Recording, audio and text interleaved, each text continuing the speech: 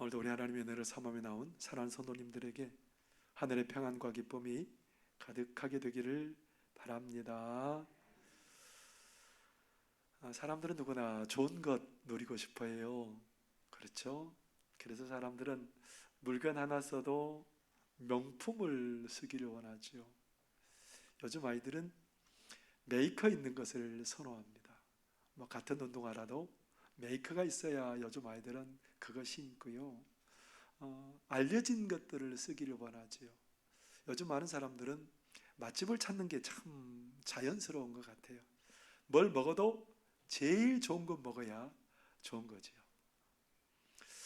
여행지나 휴가지에 가서도 가장 좋은 숙소, 좋은 풍광이 보이는 그곳에서 잠을 자면 참 좋겠다 싶어서 누구든지 그런 것을 좋아하고 그런 것을 찾아다니는 거죠. 돌잔치를 하고 결혼식하고 칠순을 하고 팔순을 하고 그런 잔치를 하는 장소도 가능하면 좋은 장소, 좋은 먹거리가 나오는 곳, 그래서 그런 곳을 찾아서 예약하고 그곳에서 잔치를 치르게 됩니다. 가능하면 좋은 것 누리고 싶은 거지요. 그런데 오래전에 이삭줍기 헌금이라는 그런 명목으로 헌금을 드린 적이 있었습니다. 요즘은 많은 교회들이 아마 그 헌금을 하고 있는 것 같습니다. 이삭줍기라는 게 뭐냐면 정말로 이삭을 줍는 것 같은 그런 헌금이에요. 내가 오늘 가족들과 외식을 해야 되는데 비싼 곳에 외식을 하지 않고 가장 저렴한 곳에 외식을 하고, 그래서 거기에 차액을 하나님께 이삭줍기 헌금으로 드리는 거예요. 내가 값비싼 명품을 살 수 있는데 값비싼 명품을 사지 않고 굉장히 저렴한 것을 구입해서 그 차액을 하나님께 드리는 거예요. 어떤 사람은 칠순잔치에 들어갈 비용을 전부 다 하나님 앞에 이삭줍기 헌금으로 드려요. 그래서 이 헌금을 어디다 사용하냐면 교회의 어려운 교우들을 구제하고 지역의 어려운 이웃들을 돕는데 이 이삭줍기 헌금을 사용하는 교회들이 참 많습니다. 내가 분명히 좋은 건 누릴 수도 있어요. 그런데 내가 좋은 건 누리기보다는 오히려 그것들을 통해서 다른 사람들이 유익되게 하는 그 일을 택하는 것, 도대체 뭐가 달라졌을까요? 가치가 달라진 거죠. 사람이 가치가 달라지면 사소한 것에서도 결정하는 것이 달라지게 돼 있습니다. 우리가 어디에다 가치를 두느냐에 따라서 우리가 목숨을 담보로 하는 그 일에도 우리가 방향과 선택이 달라질 수 있습니다. 요즘 국제적으로 큰 화제가 되고 있는 게 뭡니까? 아프가니스탄에서 미군들이 철수하는 일입니다. 8월 30일 날 자정을 기해서 미군들은 전부 다 철수해야 됐습니다. 마지막 수송기 5대가 철수를 기다리고 있습니다. 철수 시간이 임박해 옵니다. 모든 기밀 서류들을 넣고 빠뜨려서는 안 되는 서류들을 넣고 이제 군인들을 한 수백 명 되는 군인들을 수송기 5대에 다 나누어 싣습니다. 그런 상황인데 누가 안 왔는지 잘 이게 확인도 어렵고 거기에서 낙오되면 어떻게 될까요? 다시는 아프간을 탈출하지 못할 수도 있어요. 거기에서 낙오되면 지금 상황이 너무너무 엄중한 상황이기 때문에 어떻게 될지 몰라요. 지금 탈리반 병사들이 공항을 지키고는 있지만 이슬람 국가 사람들이 언제 테러를 일으킬지도 모르고요. 그 야심한 밤에 긴박한 상황 가운데 거기에 가장 마지막 비행기에 탑승할 사람이 누굴까요, 여러분? 누가 가장 나중에 비행기에 올라서 비행기 문이 닫혔을까요? 거기에 가장 나중에 올랐던 사람은 누구냐면 사단장이었어요. 미국의 82 공수단, 그 공수사단이 82 공수사단은 굉장히 전통 있는 그런 사단이랍니다. 그 공수사단은 어떻게 보면 가장 그 핵심에 있는 그런 장군이 그 자리에 들어간답니다. 그 부대는 전통이 뭐냐면 장군도 사단장도 그 공수부대원들이 하늘에서 낙하를 하잖아요. 낙하산을 타고 그것을 사단장이 한다는 거예요. 그런데 이 사단장이 얼마나 우수한 사람이냐면 군대에서도 이 사람이 너무너무 뛰어나니까 군대에서 그 자금을 다 대고 하버드 대학에서 공부를 마칠 수 있도록 그렇게 할 만큼 굉장히 똑똑한 사람입니다. 이 정도 했고 이 정도 존중받을 만한 사람이면 어떻게 해야 될까요? 제일 먼저 비행기에 탑승해서 안전한 곳에 자리하고 있어야 됩니다. 그런데 이 사단장이 제일 뒤에 비행기에 탑니다. 그 사단장의 머리는 어떤 가치를 소중하게 여기고 있었을까요? 그 사단장은 확고한 가치가 있습니다. 리더는 마지막에 먹는다. 리더는 마지막에 먹는다. 미 육군 지휘참모대학에서 그 지휘관들을 가르치는 그 교수가 학생들을 어떻게 가르치냐면 이런 가르침을 베풉니다. 작전을 마치고 귀환할 때에도 아군 지역으로 넘어오는 마지막 탱크는 지휘관의 탱크다.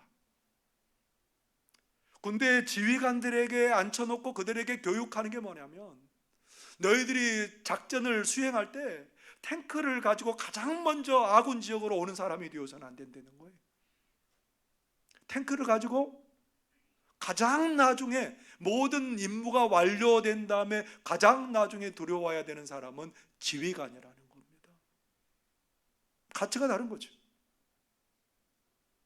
어떤 가치를 가지고 살고 있느냐에 따라서 목숨을 거는 그 상황에서도 행동이 달라질 수 있고 선택이 달라질 수 있다는 거지요. 오늘 우리는 어디에 가치를 두고 어떤 가치를 우선순위로 하고 살아가고 있습니까?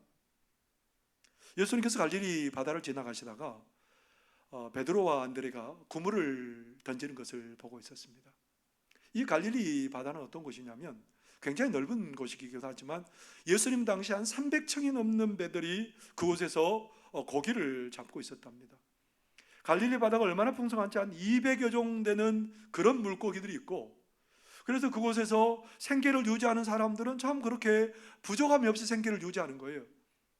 당시에는 냉동 기술이 발달하지 않았기 때문에 염장을 해서 그 소금으로 물고기를 절여서 그것을 운반하면 굉장히 비싼 값에 그 물고기를 팔 수 있는 겁니다.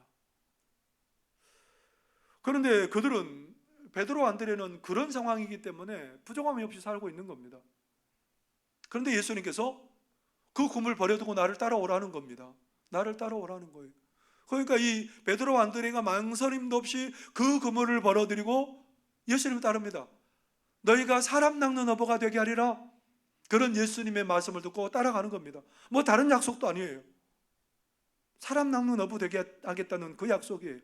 또 지나가시다가 세베대의 두 아들 야고보와 요한이 그물을 깁고 있습니다. 그물을 깁는다는 것은 이제 고기를 잡고 나중에 다시 출항하기 위해서 그물을 수선하는 일이죠. 근데 이 세베대가 부자인 것 같습니다. 품꾼들과 함께 그 두 아들과 함께 일을 하고 있었습니다. 부자지요. 배도 있고 선주죠. 그물도 함께 기울 만큼 사람들이 품꾼이 필요했던 부유한 집안입니다. 그런데 그들에게도 오라고 그러니까 예수님을 따라가는 거예요. 다 버려두고. 여러분 참 의아해하지 않을 수 없습니다. 베드로 안드레가 비교적 안정적인 삶을 살고 있습니다. 근데 베드로는 마가복음 1장에 보니까 장모가 등장하고 있어요. 그러면 베드로는 한 가장으로서 가정을 책임져야 되는 사람입니다. 야고보와 요한은 어떤 사람이에요? 부유한 사람입니다. 선주고 품꾼을 고용해서 일을 할 만큼 부유한 사람입니다. 베드로의 가정도 부유한 가정이고 부족함이 없는 가정이고, 야고보와 요한의 가정도 부족함이 없는 가정입니다. 그런 사람들에게 예수님께서 오라는 거예요. 당시 대부분의 사람들이 하기를 원하는 것을 지금 누리고 있거든요. 당시 대부분의 사람들은 어떤 것에 가치를 두고 살았을까요? 안정된 삶을 꾸리고서 가족을 잘 부양하고 부유한 삶을 누리고 살아가는 게 그 당시 사람들의 가장 중요한 가치입니다. 오늘은 어떤가요? 오늘 우리 사람들의 가치는 어디에 있습니까? 우리들도 별다르지 않죠. 안정된 가정을 이루기를 원하는 거고, 그래서 안정되게 자녀를 양육하고, 그리고 자녀를 부족함 없이 교육하고, 자녀를 잘 결혼시켜서 그렇게 사는 게 요즘 살아가는 사람들의 가장 중요한 가치 아닙니까? 연로하신 성도들의 중요한 기준 중에 하나가 뭐냐면, 내가 나이가 들어도 노후를 안전하게 잘 보내고 싶다는 게 우리들의 가치 아닙니까? 근데 베드로와 요한과 그 안드레와 야고보는 오늘 그냥 그런 삶을 살고 있습니다. 그렇다면 예수님께서 그냥 두어야죠. 사람을 불러 쓰시려거든 가정이 없는 사람 불러야죠. 가정이 없이 자유로운 사람 불러야 되고, 그냥 그렇게 안정적이지 못한 사람 불러야 맞는 거 아닙니까? 근데 예수님께서 가정의 생계를 책임져야 될 사람을 지금 부르고 있어요. 아니, 그 가장을 부르면 나머지 가족은 어떻게 하라고요? 아니, 이렇게 부자인 곳에서 와가지고 예수님 따르면 다 이렇게 좀 때로는 힘든 삶을 살아야 되는데, 예수님께서 그 남의 귀한 밥그릇을 지금 뺏어버렸습니다. 잘 사고 있는 그 사람의 밥그릇을 지금 뺏어버렸습니다. 아니, 도대체 우리 예수님 왜 그러신 거예요? 왜 그 밥그릇을 지금 뺏고 있는 겁니까? 우리 하나님은 분명히 우리 인생들에게 뺏는 분이 아니고 우리에게 제일 좋은 것 주시는 그런 분인데, 왜 우리 하나님은 마치 예수님을 통해서 우리의 가장 귀한 것을 뺏어버리는 그런 모습으로 우리에게 비춰주고 있는 겁니까? 우리 하나님이 그런 분일까요? 우리 하나님이 뭔가 부족해서 뭔가 우리에게서 다 뺏어야 직성이 풀리는 그런 분이 우리 하나님일까요? 우리 하나님 그런 분 아니잖아요. 우리 하나님 뭔가 뜻이 있는 거잖아요. 우리 하나님께서 제자들을 부르셨다는 것은, 예수님께서 제자를 부르셨다는 것은 단지 그냥 불렀다 따르라 그런 얘기가 아니에요.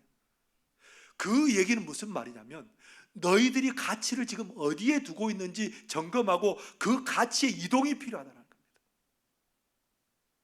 너희들이 세상에서 생각하고 지금 집중하는 가치보다 더 귀한 가치가 우리 예수님께는 있다라는 겁니다. 그게 도대체 뭘까요?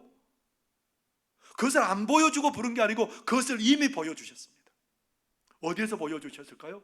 오늘 우리가 읽은 본문 앞에 나와 있습니다. 바로 앞에 나와 있습니다. 마가복음 1장 14절 15절에 보면 이렇게 기록하고 있습니다. 요한이 잡힌 후 예수께서 갈릴리에 오셔서 하나님의 복음을 전파하여 이르시되, 때가 찼고 하나님의 나라가 가까이 왔으니 회개하고 복음을 믿으라 하시더라. 예수님께서 지금 제자들을 부르신 이유가 뭡니까? 나는 너희들이 하나님 나라의 백성으로 살게 하고 싶다. 땅에 매여서 땅의 것이 전부인 줄 알고 살아가는 너희들이 더 귀한 가치가 있다라는 것을 알았으면 좋겠다라는 겁니다. 예수님을 따르고 하나님의 자녀가 되고 하나님의 그 풍부한 것을 누리며 살기를 원하는 우리 하나님의 마음이 있어요. 다른 차원의 삶을 누리기를 원하는 우리 하나님의 마음이 있어요. 그 선물 주기를 원하셨던 거예요. 그래서 마가복음은 곳곳에 어떤 얘기가 등장하고 있냐면, 하나님이 다스리는 예수님이 가져오신 하나님의 나라가 등장하고 있습니다. 누구도 질병을 이기기가 어렵습니다. 누구도 악한 영을 이기기가 어렵습니다. 그런데 열병이 든 베드로의 장모가 예수님을 통해서 열병이 순식간에 떠나버립니다. 그 소문이 퍼져서 각종 병든 사람들, 귀신 들린 사람들이 그 집 앞에 그냥 입추의 여지가 없이 가득가득 채워졌습니다. 예수님께 나왔는데요, 거기 온 사람들마다 병에서 노임받게 되고요, 거기 온 사람마다 귀신에게서 노임받게 되고요, 자유함이 일어나고요, 이 땅에 살면서 기대하지 못한 일들을 경험하는 역사가 생기게 되었습니다. 너희들이 세상에서 살면 이런 경험 못하지만, 예수님을 따를 때에, 하나님을 믿을 때에 이 세상의 삶이 아닌 하나님이 가져오신 이 나라를 너희들이 경험하며 살아갈 수 있을 거라는 겁니다. 이 자리로 부르신 거예요. 이 자리로 초청해 주시는 겁니다. 그런데 여전히 우리는 뭐가 좋아요? 하나님, 지금 누리는 게 좋습니다. 여기에 우리가 제일의 가치로 삼고 있는 것, 붙들고 사는 것 좋습니다. 하나님, 우리 건드리지 마세요. 우리 밥그릇 가만히 두세요. 여전히 우리는 예수님을 믿고 살면서도 이 세상의 가치에 그렇게 집중하고 살아가고 있습니다. 무엇을 먹고 무엇을 마시고 어떤 집에 살고 그것에 가치를 두고 삽니다. 우리 속담에 어떤 속담이 있어요? 금강산도 식후경. 아무리 좋은 풍광이 있고 좋은 볼거리가 있어도 뭐가 돼야 된다는 거예요? 배가 불러야 된다는 거예요. 먹어야 된다는 거예요. 금강산도. 그러니까 우리는 주된 생각이 어디에 있냐면 먹고 마시는 데 있어요. 아무리 바쁘게 일이 돌아가도요, 막 공장의 일손이 바빠가지고 지금 막 어린아이 하나의 손도 필요한 때에는 사람들이 뭐라고 말해요? 그래도 뭐라고 말해요? 그래도 아무리 바빠도 사람들이 뭐라고 말하냐면 다 먹고 살자고 하는 일인데 먼저 먹고 보자. 사람들이 뭐라고 말해요? 먹고 살기 위해서 일하는 건데 우리가 먹고 보자라는 거예요. 제가 그런 말을 해서는 안 되겠지만 이런 속담도 있어요. 먹고 죽은 귀신 때깔도 곱다. 곧 죽어도 먹어야 된다는 거예요. 먹는 것, 먹고 사는 것보다 더 중요한 가치가 없다라는 겁니다. 우리 다 여기에 막 온통 불을 켜고 거기에 관심을 갖고 살고 있잖아요. 예수님의 부름을 받고도 여전히 그 가치가 우리를 놓아주지 않습니다. 예수님의 부름을 받고 여전히 우리와 같은 삶의 모습을 살았던 가룟 유다의 모습이 성경에는 기록되고 있죠. 가룟 유다가 예수님의 부름 받았습니다. 많은 사람 중에 부름 받았고 선택받았습니다. 얼마나 똑똑한 사람인지 몰라요. 이 사람에게 모든 금전을 다 예수님께서 맡겼습니다. 명석합니다. 잘 돌아갑니다. 근데 이 사람의 소원은 뭘까요? 예수님이 이 땅에 임금되면 나는 예수님 다음 자리에 차지해서 권력을 누리고 살아야 되겠다. 이제 조금만 참자. 조금만 기다리자. 그날을 학수고대하고 있습니다. 그런데 예수님을 가만히 보니까 아니에요. 자기가 기대한 대로 움직이는 게 아니고 이분이 죽으러 가는 거예요. 그러니까 안 되겠다. 본전 뽑자. 그리고 종교 지도자들에게 가가지고 은 30에 자기 3년 동안 동고동락한 그 예수님을 팔아버립니다. 예수님을 팔아버리는데 양심이 찔리는 거예요.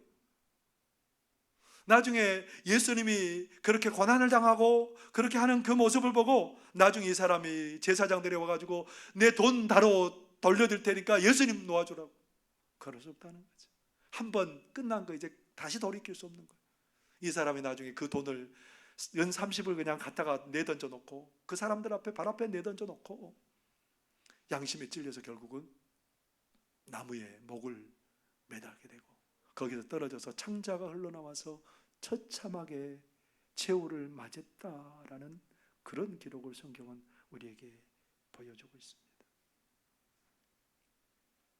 예수님께서 부르셔서 가치의 변화를 이루기를 원했지만 결국은 자기가 가진 가치를 바꾸지 못한 그 가룟 유다, 비참한 인생을 살고 말았죠. 우리도 예수님으로부터 부름받았지만 우리의 눈은 여전히 세상이에요. 우리가 지금 누리고 살아가는 것에 너무너무 관심이 많아요. 참 우리의 가치를 바꾼다는 게 쉽지 않습니다. 우리가 그런 가치가 변한다는 게 너무너무 어려운 일이에요. 그런데 오늘 어떨 때 제자들이 변했을까요? 그것은 부활하신 예수님을 만나는 사람이 가치가 바뀌어진다는 거예요.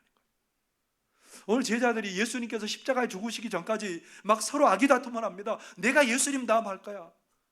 심지어 자기 어머니를 청탁해 불러서 어머니를 통해서 청탁을 합니다. 예수님 다음 자리에는 내가 앉게 해달라고. 근데 예수님이 십자가에 죽으시고 부활하셔서 그들을 만나 주셨어요. 그랬더니 그들이 어떻게 하고 있습니까? 이제는 그들이 달라진 거예요. 그들의 가치가 새로워진 거예요. 부활하신 예수님 따라 우리도 예수님처럼 부활하게 될 것이고, 우리도 예수님 때문에 하나님의 자녀되고 이 땅에서 하나님의 다스림 가운데 천국을 누리며 살게 될까라는 것을 그들이 깨닫게 됩니다. 부활하신 예수님이 그들과 함께 되실 것을 믿게 되었고요, 십자가를 지시고 승리하신 예수님을 따라서 그들도 승리할 것임을 깨닫게 되었고요, 제자들이 성령 충만한 사람들이 되었고요, 제자들이 성령께서 깨닫게 하시는 말씀으로 말미암아 매일매일 힘있게 능력을 감당하며 힘있는 삶을 살게 됩니다. 이제는 가치가 달라졌어요. 나를 따라오너라, 내가 너희로 사람 낚는 어부가 되게 할 것이다. 이 말씀이 와닿는 거예요. 고기 잡는 일보다, 그래서 생계를 꾸리는 일보다 훨씬 더 중요한 가치가 있는 일이 있다라는 것을 알게 된 거예요. 그게 뭐예요? 사람 낚는 일. 예수님 믿고 하나님 나라를 경험하고 그 일들 속에서 살아가는 일이 훨씬 더 가치 있다는 것을 깨닫기 시작한 거예요. 이 땅의 가치는 순간이에요. 금방 없어져요. 이 땅의 기쁨은 찰나의 기쁨이지만 하나님 주신 기쁨은 어려워도 기뻐할 수 있는 게 하나님 주신 기쁨이에요. 하나님 주신 잔치 자리는 영원히 마르지 않는 잔치 자리임을 깨닫기 시작한 거예요. 그래서 그들은 복음을 전하기 시작합니다. 훨씬 더 중요한 가치에 대해서 얘기하기 시작합니다. 여러분, 이 세상은 땅만 있는 게 아닙니다. 여러분, 이 세상은 하늘이 있습니다. 이 땅에 우리가 살다가 끝나는 인생들이 아닙니다. 하나님의 자녀로 하나님의 나라에서 우리가 영생 복락을 누릴 사람입니다. 지금 아무것도 없는 것 같지만 우리는 모든 것을 다 가진 사람들입니다. 지금 우리는 약해서 병에 지는 것 같지만 결국은 우리는 가장 건강한 모습으로 영생 복락 누리며 하나님 나라에 살게 될 사람들입니다. 이 사람들이 이렇게 복음을 전합니다. 안진뱅이를 일으키고요, 그래서 그 안진뱅이가 일어난 자리에 사람들이 막 모이죠. 그때 복음을 전하고 예수 이름을 전하고요. 그때 종교 지도자들이 사내들인 공회가 그들을 불러서 예수 이름 다시 한번 전하면 너네들은 죽는다라고 협박하고 위협합니다. 그때 베드로와 요한이 뭐라고 그랬을까요? 옛날 가치에 매여 있었더라면 네, 그래야지요. 그렇게 했을 텐데 그들이 이렇게 말합니다. 사도행전 4장 19절에서 20절에 이렇게 말씀합니다. 베드로와 요한이 대답하여 이르되 하나님 앞에서 너희의 말을 듣는 것이 하나님의 말씀을 듣는 것보다 옳은가 판단하라. 우리는 보고 들은 것을 말하지 아니할 수 없다니. 전하겠다라는 겁니다. 목숨보다 더 중요한 가치 있다는 거예요. 박해를 피하는 것보다 더 중요한 가치가 있다는 겁니다. 부활하신 예수님을 전하는 거예요. 그 예수님의 길을 따르는 거예요. 그래서 예수님께서 뭐라고 말씀하세요? 제자들을 부르셔서 나를 따르라는 겁니다. 예수님을 따라가면서 예수님과 교제하면서 예수님을 닮아가면서 이제는 예수님처럼 하나님 나라의 목적을 두고 사는, 하나님 나라의 가치를 두고 사는 그 삶, 그게 가장 복된 삶이라는 겁니다. 너희들이 그것을 사모하며 살으라는 겁니다. 시편 84편 10절에서 11절에 보면 시편 기자는 이렇게 노래하고 있습니다. 주의 궁정에서의 한날이 다른 곳에서의 첫날보다 나은즉 악인의 장막에 사는 것보다 내 하나님의 성전 문지기로 있는 것이 좋사오니 여호와 하나님은 해요 방패이시라. 여호와께서 은혜와 영화를 주시며 정직하게 행하는 자에게 좋은 것을 아끼지 아니하실 것이매니이다. 하나님의, 오늘 뭐라고 말해요? 하나님의 궁정에 한날 사는 것이 다른 곳에서 첫날 사는 것보다 더 낫다라는 겁니다. 다른 곳에서 악인의 장막에서 모든 것들을 다 누리고 사는 것보다 비천하고 열악하지만 하나님 성전에서 문지기로 있는 게 좋다라는 겁니다. 전혀 가치가 바뀐 거예요. 삶이 추구하는 게 바뀐 거예요. 가치가 바뀌고 삶이 추구하는 게 바뀌니까 어떤 일이 생겨요? 거기에 하나님의 나라가 이루어지더라는 겁니다. 거기에 하나님의 놀라운 풍성이 이루어지더라는 겁니다. 하나님의 나라를 향해서 가치를 둔 그 제자들을 통해서 일들이 벌어집니다. 무슨 일들이 벌어질까요? 놀라운 기적과 자유함과 풍성한 역사가 일어나게 되었어요. 사도행전 2장 43절에 보면 이렇게 말씀합니다. 사람마다 두려워하는데 사도들로 말미암아 기사와 표적이 많이 나타나니. 이 땅에서밖에 없는 일들이, 하늘의 일들이 이 땅에서 이루어지더라는 거예요. 베드로는 이 땅의 사람입니다. 하늘을 모르는 사람입니다. 그런데 하늘을 가치를 두고 예수님을 따르는 순간 어떤 삶을 살게 됐을까요? 그 고기 잡아먹던 베드로가 한 번 설교할 때 3,000명, 5,000명의 사람들이 돌아와요. 베드로가 안전뱅이를 명령할 때 그가 일어서는 역사가 일어나요. 굳게 닫힌 옥민도 열리는 역사가 일어나요. 죽은 자도 살리는 역사가 일어나요. 베드로가 얼마나 유명했는지요. 베드로 행차할 때 사람들이 병든 사람들을 침상째 가지고 와서 베드로가 지나가는 길목에 나란히 놓아. 베드로의 그림자라도 한번 덮이기를 원하는 거죠. 베드로의 그림자라도 한번 덮이면 이 사람이 나을 거라는 그런 믿음이 있었던 거예요. 베드로가, 왜 우리 하나님께서 베드로의 밥그릇을 그렇게 가져가셨을까요? 그를 불행하기 위해서 베드로의 밥그릇을 뺏은 게 아니에요. 베드로의 가치가 바꿔지기를 원하는 거예요. 세상에서 하늘로 바꿔지기를 원하는 거예요.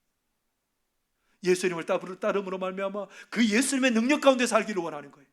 예수님을 통해서 하나님 나라를 살아가기를 원하는 게 우리 하나님의 마음이었습니다. 그것을 따랐을 때 베드로는 상상하지 못할 복된 삶을 살게 되었습니다.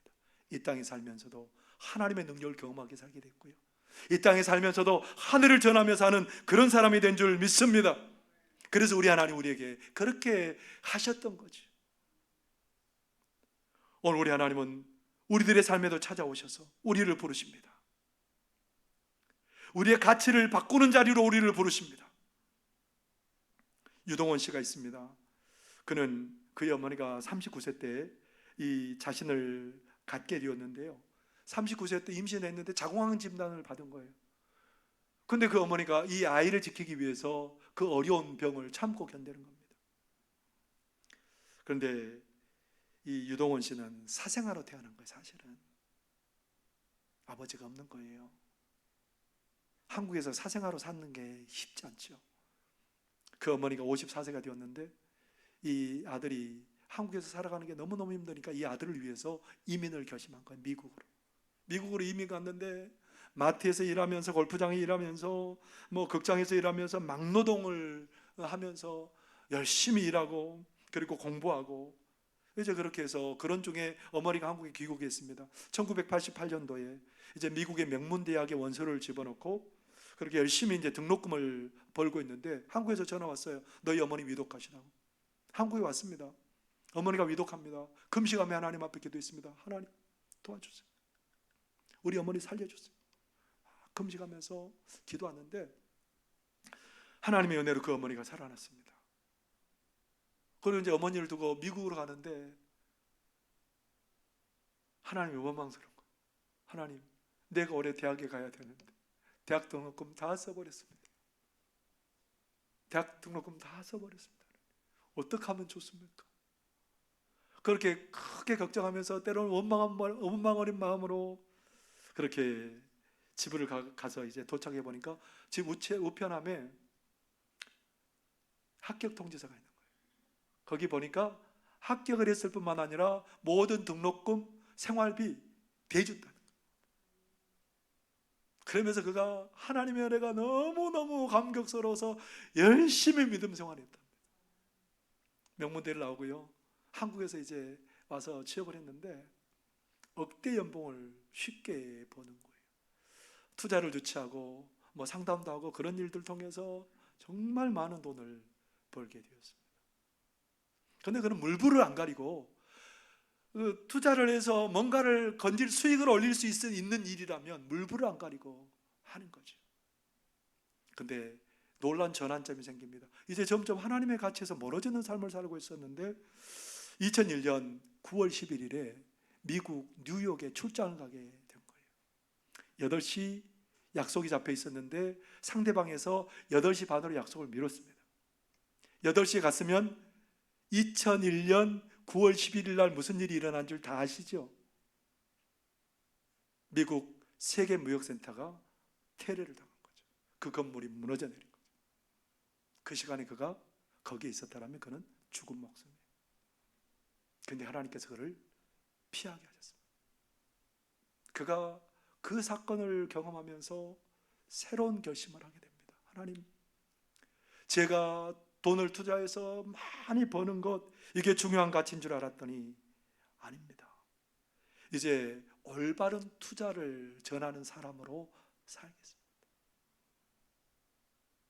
담배도 끊고 술도 끊고 건전한 투자 문화를 이렇게 정착시키는데 그가 힘을 기울이고 있답니다. 그리고 그는 그의 바람은 나중에 이제 모든 재산을 다, 아들이 아니라 한 아들 하나 있는데 그 아이에게 물려주는 게 아니라 모든 재산을 다 사회에 환원하고 그렇게 하나님 기뻐하는 일을 하다가 가는 것이 자기의 목표랍니다. 돈 버는 게 목표였어요. 근데 위기를 경험하면서 하나님을 만나고 가치가 달라지게 되었던 거죠. 우리 하나님 위기를 통해서도 우리의 가치를 바꾸기를 원하세요. 때로 우리가 모든 것을 잃는 것 같은 그 자리까지 우리를 하나님께서 부르셔서 우리의 가치를 바꿔주시기를 원하시는 거죠. 사랑하는 성도 여러분, 우리의 가치는 어디에 있습니까? 여전히 이 땅에 머물러 있습니까? 이 땅에 우리가 가치를 붙들고 사느라고 하나님이 주신 그 가치를 맛보지 못하고 그것을 경험하지 못하고 안타까운 그런 모습으로 살아가고 있는 건 아닙니까? 하나님께 가치를 두고 목적을 두고 살아가는 사람마다 이 땅에 살지라도 천국을 누리며 살 줄 믿습니다. 이 땅에 살지라도 하나님의 능력 가운데 살 줄 믿습니다. 이 땅에 살지라도 잔치와 같은 기쁨을 누리며 사는 그런 복을 누리게 될 줄 믿습니다. 하나님 우리에게 다시 요청합니다. 너희의 가치가 어디 있느냐? 나에게 가치를 두고 나를 바라보고 하늘의 가치를 두고 살으라. 이 명령에 따르는 사람이 하늘을 누리며 하늘의 복을 누리며 살 줄 믿습니다. 기도하겠습니다. 하나님, 우리를 초청해 주시니 감사합니다. 나를 따라오너라. 나를 따르라. 그 따르는 길이 생명의 길인 줄 믿습니다. 그 길을 통해서 하나님 하늘문이 열리는 역사가 일어나게 될 줄 믿습니다. 이 땅에 살지라도 천국을 누리게 될 줄 믿습니다. 우리 주님의 부르심에 응답해서 이 땅이 아닌 하늘의 눈을 돌리게 하여 주옵소서. 이 땅이 아닌 하나님께서 주시는 것들에 관심을 갖고 살 수 있도록 하나님 우리를 도와 주옵소서. 그래서 이 땅을 살면서 저희들이 하늘을 누리며 하늘을 경험하며 하나님 하늘을 전하며 살아가는 그런 우리 모두가 되도록 도와 주옵소서. 예수님 이름으로 기도하옵나이다. 아멘. 찬송 492장 찬송 부르겠습니다.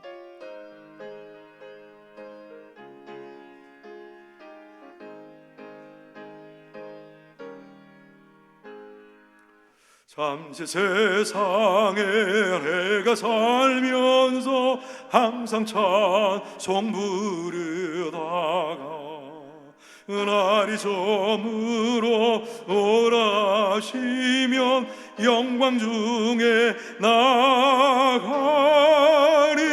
열린 천국문 내가 들어가 세상 짐을 내려놓고 빛난 멸류관 받아 쓰고서 주와 함께 길이 살리. 눈물 골짜기 더듬으면서 나의 갈 길을 다간 후에 주님 품만에 은혜가 안기어 영원토록 살리로다. 열린 천국문 내가 들어가 세상 짐을 내려놓고 빛난 멸류관 받아 쓰고서 주와 함께 길이 살리. 나의 가는 길 멀고 험하며 산은 높고 고른 깊어 고난 나의 몸 쉴 곳 없어도 복된 날이 밝아오리. 열린 천국문 내가 들어가 세상 짐을 내려놓고